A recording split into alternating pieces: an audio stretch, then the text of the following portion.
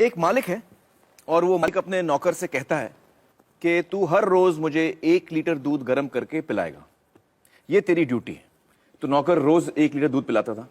कुछ दिन बाद नौकर जो है उस दूध में से 1/4 लीटर दूध खुद पी जाता था और बाकी दूध में पानी मिला के मालिक को पिलाता था। फिर कोई मालिक से शिकायत करता है कि साहब ये जो नौकर आपने रखा है ये दूध में गड़बड़ करता है। तो मालिक ने कहा अच्छा ऐसा है क्या, और उसने नौकर की निगरानी के लिए एक और नौकर रखा। अब 2 नौकर हो गए, तो दोनों नौकरों ने 1/4 लीटर दूध खुद पीना शुरू किया और बाकी दूध में वो पानी मिला के मालिक को पिलाते थे। कुछ दिन बाद फिर मालिक को कुछ लोगों ने कहा कि आपके ये 2 नौकर जो है वो दूध में पानी मिला के पिला रहे हैं आपको। तो उसने कहा अच्छा ऐसा है। तो उसने एक और नौकर रखा, बोला इन दोनों पे निगरानी रखो। अब 3 नौकर हो गए, तो तीनों 1/4 लीटर दूध पीते थे, मालिक को 1/4 लीटर दूध में पानी मिला के पिलाते थे। मालिक की तबीयत भी थोड़ी कमजोर होने लगी, थोड़ा वीक हो गया वो। फिर किसी ने कहा कि आपका स्वास्थ्य बड़ा गड़बड़ हो गया है, आप तो बहुत कमजोर होते जा रहे हैं, ये नौकर आपके बड़ा गड़बड़ कर रहे हैं। तो उसने बोला अच्छा ऐसा हो रहा है क्या। तो उसने एक और नौकर रखा, बोला इन तीनों पे निगरानी रखो कि ऐसा ना हो। अब जब 4 नौकर रख लिए तो दूध तो 1 ही लीटर था। थोड़े दिन ठीक मिला, फिर चारों नौकर मिल गए और दूध पीने लग गए। अब मालिक को क्या पिलाए। तो वो क्या करते थे कि जब मालिक सो जाता था तो जो दूध पे थोड़ी मलाई जमती है ना ऊपर, वो मलाई लेके मालिक की मूंछ पे लगा देते थे। सुबह मालिक उठ के कहते कि बड़ी भूख लग रही है, तुम लोगों ने रात को दूध नहीं पिलाया। तो कहते नहीं नहीं मालिक पिलाया, आपका हाजमा खराब है, आपकी तबीयत ठीक नहीं है। वो कहता क्यों कैसे। और फिर वो मालिक को आईना दिखाते, कहते ये देखिए साहब अभी भी प्रूफ है। कौन सा प्रूफ है। आपके मूंछ पे देखिए मलाई जमी हुई है। तो अब मुझे बताइए दोस्तों कि ये कहानी है या हकीकत। हकीकत है। तो इसमें मालिक कौन है और नौकर कौन है। हाँ आप बताइए। इसमें मालिक जो है जनता है और नौकर जो है वो सरकार है। हाँ बिल्कुल सही पहचाना आपने। आप लोगों ने भी ये बात पहचान ली थी।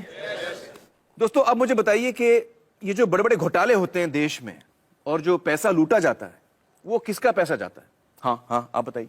सरकार का। सरकार का पैसा जाता है। लेकिन सरकार के पास ये जो पैसा आता है वो आता कहां से। हाँ हाँ बताइए। टैक्सेस। बिल्कुल सही, टैक्सेस से। अच्छा आप में से कितने लोग हैं जो टैक्स नहीं भरते। जरा संभाल के जवाब दीजिएगा, इनकम टैक्स डिपार्टमेंट देख रहा है ये शो। बताइए आप में से कितने ऐसे हैं जो टैक्स नहीं भरते।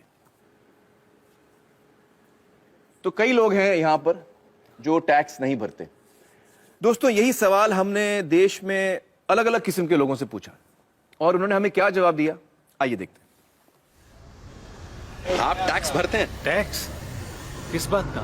टैक्स मेरेंगे इतना इनकम ही नहीं है कि मैं टैक्स भरूंगा। यहाँ कमाने खाने को तो पूरा नहीं पेट भरता, कहाँ से टैक्स भरूंगा साहब। टैक्स इतनी कमाई नहीं होती, टैक्स कहाँ से दूंगा। बैंड वाले हमको क्या पता है कि टैक्स क्या होता है। किसका टैक्स है ये। आप टैक्स भरते हैं। किस चीज का टैक्स मतलब। हम टैक्स नहीं भरते। सर ड्राइवर आदमी हो, 10,000 का नौकरी कर रहे हो, उसमें टैक्स क्या भरे। क्या आप लोग टैक्स भरते हैं। नहीं नहीं काय का भरते टैक्स नहीं भरते।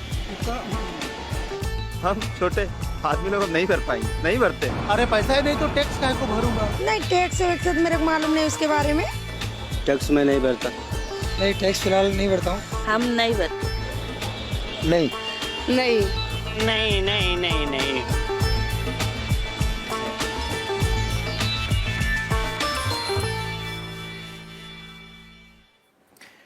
दोस्तों हमारे साथ इस वक्त है यामिनी अय्यर जी, जो accountability initiative centre for policy research इस नाम की संस्था के साथ जुड़ी हुई हैं। यामिनी जी बहुत बहुत शुक्रिया हमारे साथ जुड़ने का। मुझे बताइए कि इन सारे लोगों का कहना है कि ये टैक्स नहीं भरते, ये बात कितनी सही है कितनी गलत है। बिल्कुल गलत। इस वीडियो में सारे लोगों ने टैक्स भरा है। कैसे। आमिर आप मुझे एक बात बताइए, आपके पास मोबाइल फोन तो होगा। जी खरीदा था खुद। नहीं मैंने मैनेजर ने लिया था मेरे लिए। हाँ। यहाँ पे किसी ने तो अपना मोबाइल फोन खरीदा होगा। मोबाइल फोन के जो बक्से के पीछे वो पर्ची है उसको ध्यान से देखा था। उस पे क्या लिखा हुआ है, इंक्लूसिव ऑफ टैक्सेस। तो जब मोबाइल फोन खरीदा तो आपने भी टैक्स दिया, सभी ने टैक्स दिया और जब मोबाइल फोन का बिल भी भरते हैं तो उस पे भी टैक्स देते हैं। लेकिन हर आदमी तो मोबाइल फोन नहीं खरीद पाता। मोबाइल फोन को छोड़िए, अगर आप सोचें आपके रोज की जिंदगी में सुबह से लेकर शाम तक जिन सभी चीजों का आप प्रयोग करते हैं वो कहीं से आपने खरीदा तो टैक्स दिया, टूथपेस्ट खरीदा टैक्स भरा, ब्रश खरीदा टैक्स भरा, कोम खरीदा टैक्स भरा, खाने पीने की चीजों पर भी टैक्स पड़ता है। जो कुछ भी पैकेज से आपने खरीदा, चिप्स खरीदा, पैकेज नमक खरीदा या चीनी खरीदा, उस पे टैक्स, दाल खरीदी उस पे टैक्स, चाय की पत्ती उस पे टैक्स। तो हर चीज पे टैक्स लगता ही है। जब सभी ने कहा यहाँ पे कि उन्होंने टैक्स नहीं भरा, उनके मन में एक ही सोच था, मेरी आमदनी नहीं है या शायद कम है, जिसकी वजह से मैंने अपना इनकम टैक्स नहीं भरा। बट असल में दो टाइप के टैक्स होते हैं, एक डायरेक्ट टैक्स जिसका एक उदाहरण है हमारा इनकम टैक्स, और दूसरा इनडायरेक्ट टैक्स। और अगर इन आंकड़ों को ध्यान से देखोगे तो पता लगेगा कि ये जो 1/3 टैक्स केवल ही वो है जो हमारी डायरेक्टली इनकम टैक्स वगैरह से सरकार में आपका पैसा पहुंचता है। जी जी जी। बाकी जो टैक्स है, जो बड़ा हिस्सा है वो अपने इनडायरेक्ट टैक्स से आता है। जो चीजें हम खरीदते हैं सबसे ज्यादा वहां से आता तो है। 2/3 वहां से आता है। बिल्कुल, सुबह से लेकर शाम तक टैक्स भरते रहते हैं हम। तो इसका मतलब ये हुआ कि हर हिंदुस्तानी, चाहे वो गरीब आदमी हो अमीर आदमी हो, टैक्स भरता है।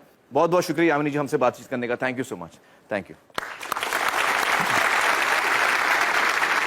तो दोस्तों अब मैं दोबारा आपसे पूछना चाहता हूं कि जब देश में कोई घोटाला होता है और कोई भ्रष्ट नेता या भ्रष्ट अधिकारी सरकार का पैसा लूटता है तो वो असल में किसका पैसा होता है? हम सब का पैसा जाता है, हम सब का जाता है। बिल्कुल सही। मुझे अक्सर ताज्जुब होता है दोस्तों कि जब भी कोई घोटाले की खबर आती है तो मैं देखता हूं कि लोग बड़ा मजा लेकर उसकी बातें करते हैं, हंसते भी हैं कि यार वो 10,000 करोड़ उड़ा के ले गया, कोई 20,000 करोड़ उड़ा के ले गया। इस दफा जब आप कोई घोटाले की खबर पढ़ें तो ये जानकर पढ़ें कि किसी ने हमारे रोज की मेहनत की कमाई का पैसा लूटा है।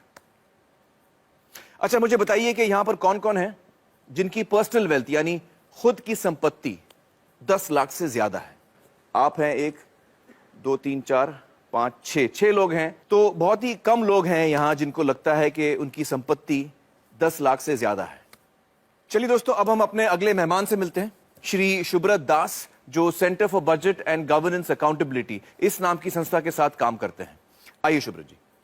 हमने शुभ्रत जी को जिम्मेदारी दी थी कि ये हमें बताएं कि हमारे देश की संपत्ति यानी हमारी नेशनल वेल्थ कितनी है।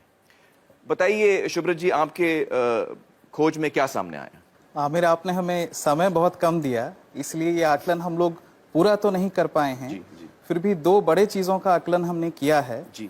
एक है हाइड्रोकार्बन रिजर्व्स, जी, जिसमें आता है क्रूड ऑयल, नेचुरल गैस, कोल और लिग्नाइट, मतलब कच्चा तेल, कोयला वगैरह। और दूसरा है अदर मिनरल रिसोर्सेज, मतलब खनिज भंडार। कुछ 84-85 अलग अलग तरह के मिनरल रिसोर्सेज हैं, जिसका लगभग आधा हम लोगों ने इस एस्टिमेशन में कवर कर लिया है। आधा ही किया आपने? जी। मतलब जो मैंने आपको काम दिया था वो आप पूरा नहीं कर पाए? उतना ही डेटा मिल रहा है। मैं समझ सकता हूं, मजाक कर रहा हूं मैं। पूरे देश की संपत्ति का अंदाजा लगाने चलें तो उसमें बहुत वक्त लग सकता है। बिल्कुल सही कह रहे हैं आप। और इस वक्त में आप सिर्फ 1.5 चीजों का अंदाजा लगा पाए। बिल्कुल। तो आपके इस अंदाजे में क्या सामने आया? आंकड़ा क्या है आप मुझे बताइए। मैं यहाँ आंकड़ा पर लिखूंगा। काफी बड़ा है, 5,000। 5,000 उससे लिखता हूं। शुरू कीजिए। अब मैं जब तक आपको ना रोकूं आप उसमें और 0 ऐड करते जाइए। जब तक ना रोकें आप? जी। अच्छा,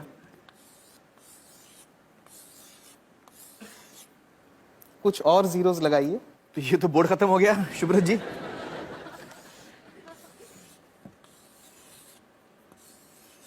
और लगाइए। और लगाओ जी, थोड़ा और, एक और है? एक और। आप सच कह रहे हैं? जी, बस एक और।